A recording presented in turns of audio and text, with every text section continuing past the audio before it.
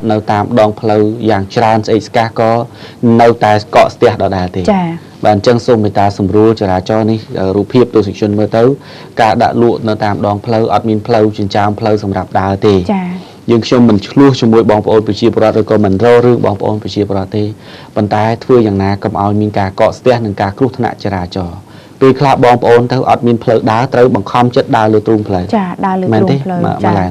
ដើរលើទ្រូងផ្លូវកាលណាបងប្អូនដែលបើកបរទៅពីក្រៅអត់បានមើលទៅច្បាស់លាស់មើលអត់បានមើលទៅថាបងប្អូនដើរទេ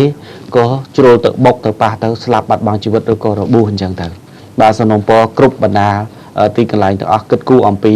សណ្ដាប់ធ្នាប់និងអនាម័យក្នុងរាជធានីភ្នំពេញរបស់យើងបាទចា៎ដើម្បីសុខភាពទីក្រុងណាចាឲ្យទីក្រុងស្អាតចា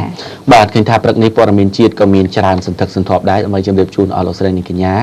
ហើយឥឡូវនេះគឺដល់ព័ត៌មានមួយទៀតគឺពាក់ព័ន្ធទៅនឹងសប្បុរសជនបាទដែលថ្ងៃនេះក្នុងសប្តាហ៍នេះក្រុមការងារយើងខ្ញុំបានទទួលបាននៅព័ត៌មានមួយពីខាងខេត្តស្វាយរៀងបាទដែលលោកយាយមានអាយុដល់ទៅ85ឆ្នាំដែលដេកជាប់នឹងកន្ទេលនៅក្នុងខ្ទមស្លឹកដល់កំសត់មួយនៅខេត្តស្វាយរៀងបាទសូមជម្រាបដល់ទស្សនិកជនទៅថាលោកយាយទោះបីជាមានបាទបងប្អូនដែលដើរចិត្តនឹងជញ្ជាំងផ្ទះឬក៏ដើរក្បែរនឹងចាឲ្យលើសម្រាប់ជើងបាទលើសម្រាប់ជើងលើដៃសំពះហើយនិយាយអត់ច្បាស់ទេសំឡេងគាត់លឺដូចថាលលណាម្ល៉េះចាគាត់ជ្រាមែនតើបាទលឺអត់ច្បាស់ទេហើយទាញសរងរបស់ខ្លួនដែលកំពុងតែស្លៀកទៅជួតទឹកភ្នែក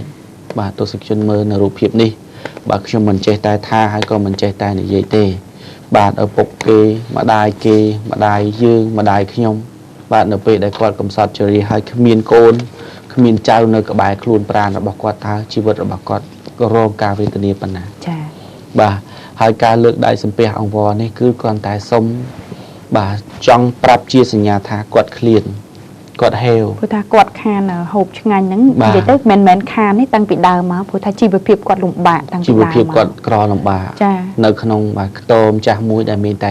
ក្រែមួយរនៀបអស័យហ្នឹងចា៎បាទហើយកន្ទេលដល់រហែកបាទទស្សនិកជនមើលទៅបាទជញ្ជាំងកលឹងជុំវិញគ្មានអីទេបាទមានតែស្លឹកមួយដែលជាប់នឹងដីហើយកន្ទេលរបស់គាត់នឹងក៏រហែកអស់ទៅហើយខ្នើយក៏ប្រឡាក់មើលទៅបញ្ហាអនាម័យគាត់ក៏គ្មានបាទហើយចំពោះកូនចៅអត់មានទេបាទយើងខ្ញុំគាត់នៅឃើញរូបភាពនេះហើយក៏មានការសង្វេគដល់លោកយាយខ្លាំងណាស់ដែលលោកយាយមានឈ្មោះថាសោមបាទសាមនរស់នៅក្នុងភូមិតទាសង្កាត់ជែកបាទក្រុងស្វាយរៀងខេត្តស្វាយរៀងបាទកំពុងតែដកហើយហៅសូមឲ្យសប្បុរសជននានាជួយទៅដល់លោកយាយផងបាទនេះមិនមែនជាការនិយាយបាទគៀងគោដល់បងប្អូនចុះចូលឬក៏យ៉ាងម៉េចទេប៉ុន្តែនេះគ្រាន់ថា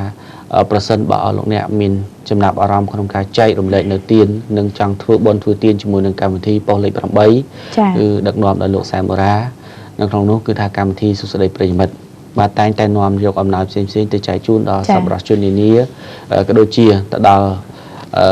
ទូរគតជនមិនចែកដល់សប្បុរសជននេះគឺទូរគតជនដែលរងការលំបាកវេទនាមួយចំនួនមិនមែនទាំងអស់ទេ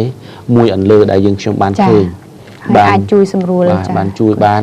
ចឹងគឺថាដោយសារតែមានការចូលរួមជ្រោមជ្រែងពីសប្បុរសជននានាទាំងក្នុងនិងក្រៅប្រទេស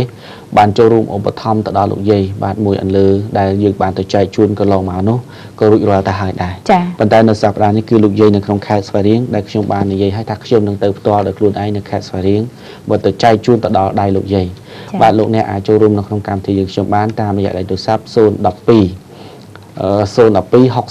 66 79ឬក៏016 34 33 73